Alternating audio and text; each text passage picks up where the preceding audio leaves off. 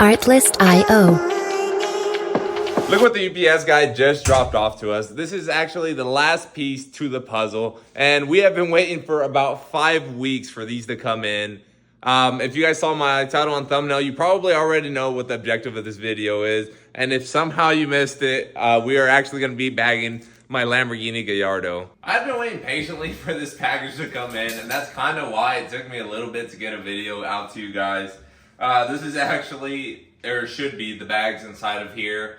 I ordered this kit off of Bag Riders, and they're about the only company that I found that makes a kit for Lamborghini that's actually reasonably priced, because I wasn't about to go spend $10,000 on some bags.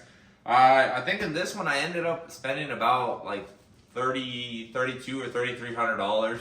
But they offer a whole bunch of different setups for different vehicles. So if you guys are looking into getting, bagging your car, you might try them out. I mean, their customer service is great. I called them because I knew nothing about bags. I had never installed bags on a car before, or even owned a car that had them on there. So this is kind of a new territory for me. But yeah, so that's enough of that. Let's see what the heck's inside this box.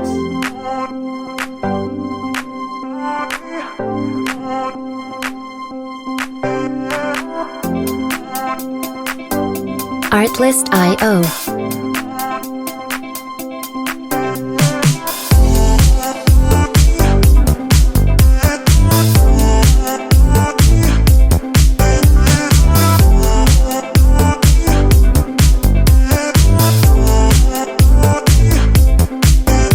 Music licensing reimagined. Ladies and gents, here they are. I'm not very familiar with the brand or bags at all, but honestly, visually, they seem like they're actually really good quality. Based off of the labeling though, I'm gonna say that they weren't built here, which honestly a lot of stuff is not built here anymore. But they look pretty good. I'm not gonna lie. And if you guys are wondering where me wanting to bag the car came from, so quick little backstory. Back when I was in high school, my first car was a 1995 Civic. I bought it on some horrendous pink wheels, and yes, I was one of those kids that had it slammed way down on the ground. And I'm not ashamed of it. It's honestly a style that I've always been into. And I did it for a long time, and then you go through phases, and eventually I grew out of it.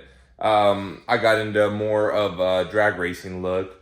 So once that drag racing phase got into me, all of my cars were basically built as drag cars, and they weren't very practical for the street. So it kind of took the fun out of it for me, in all honesty, because anytime you wanted to go anywhere, more or less you had to trailer it because they weren't, practical for the street. And so the reason I built this car this way is it's something that's still fast, but still practical to drive on the street every day if I wanted it to. But anyways, I'm getting off topic. So the reason I wanted to bag this is because I had, the Civic back in the day that was slammed on the ground. I had BMWs that were slammed on the ground, and that I was just thinking back, and that's kind of just, I realized that I enjoyed cars a lot more back in those days. I used to love going to car meets and cars and coffees in the morning, and that was just something that I love to do. And so that's kind of why I'm going this route with this car, and also because of the uniqueness. I mean, not only is it unique because it has the LS and a twin turbo LS at that, but when do you ever see these cars slammed on the ground? And that's kind of where I'm getting my idea from. But anyways, in order to do any of all this, we need to clean this garage, or not even clean, but we just need to make some space. So we're gonna have to take Jessica's red BMW out of here, and I'll get a quick cold start on it for you guys, because this thing is actually super sweet. I've never been a huge fan of BMWs, but this one I like. So let's pull the car out.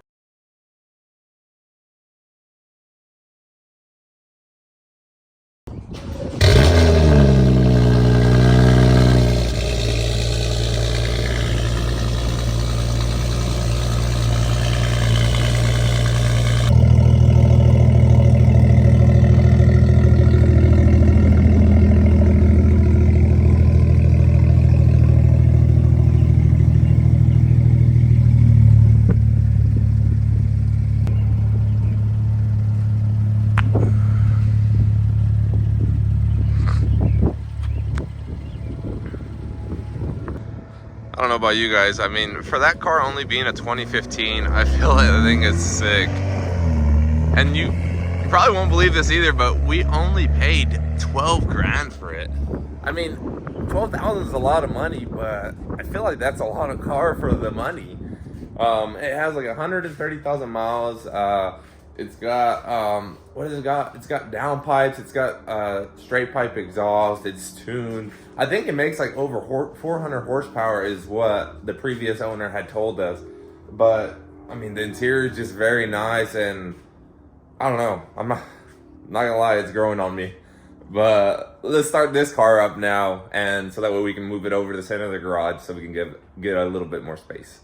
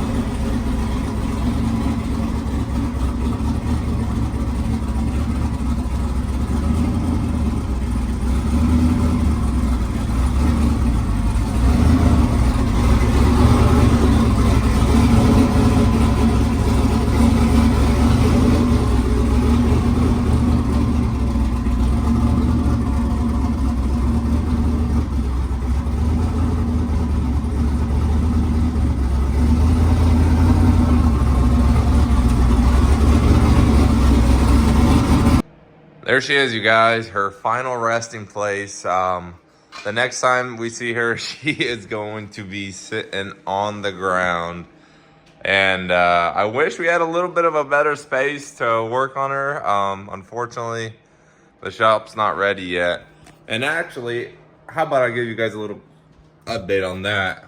So the last time that I recorded that video on in my last video when I was recording and talking about the shop, well, that was a long time ago. And things have changed a lot since then. So take a look at this, you guys. There she is.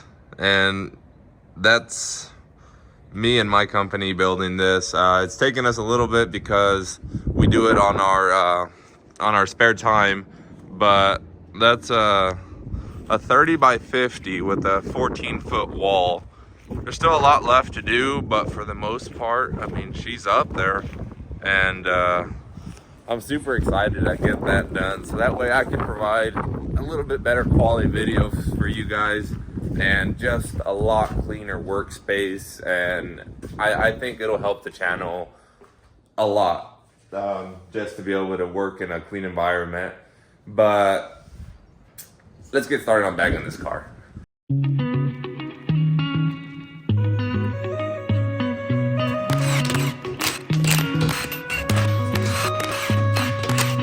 Artlist.io.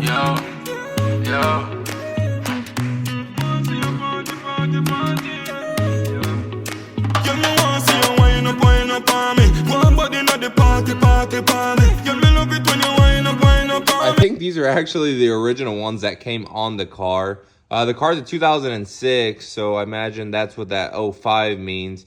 And these are in a lot worse condition than I expected them to be. Because if you remember, the car only has like 38,000 original miles. And for them to look like this, I don't know what this car's been through, but it don't look very good. The bushings you can actually see are like dry rotted, so that's not very good. But on the bright side, we're gonna be replacing them. I started with the back because I knew that it was only gonna be 2 bolts to be able to remove the shock out of there, and so I decided to tackle the easy part first. But the front's gonna be a little bit different because if you remember me telling you guys, it's got that factory front lift. So you press a button inside and the front of the car will actually lift up. Well, I wasn't able to get that to work again. So I'm going to have to see what I'm going to be able to do to cap off those hydraulic lines and keep them from leaking.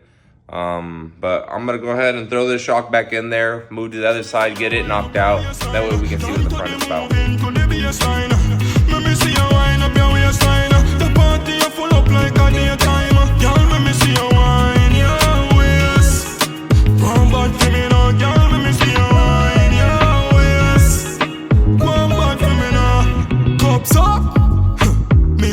Artlist.io. Y'all create damage like bombs on your rock. Pretty cute face like mom's on your daughter. Take your dance floor badness back of that. Show me everything where you got.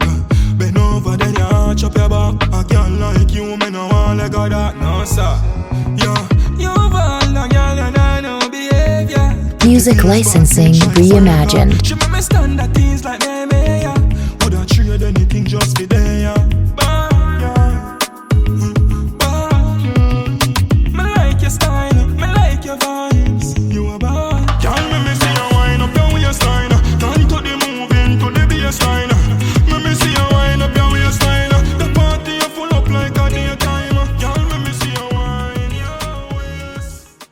We just finished bolting in the shock assembly and everything went pretty good, but we did have one small issue. Not a big issue, but just FYI for any of you guys that are possibly putting this kit on a Lamborghini. The problem that I ran into was this eyelet up here. The bushing is actually not to size.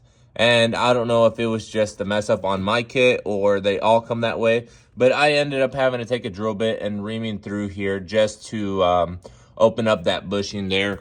Nothing hard. I mean, literally just drill right through it and you'll be fine. But yeah, we got all four corners bolted in. Everything looks good and solid so far. And I did forget to mention what kit I got. So basically, Bag Riders, they're a dealer and they put kits together that work. The actual management system of the air ride that I went with is Airlift Performance. So it's this brand right here. I've heard that they make some top of the line stuff, and the kit that I got is the 3P. So it's actually can be managed by via Bluetooth on your phone, or you have this fancy little controller here that you can mess with as well.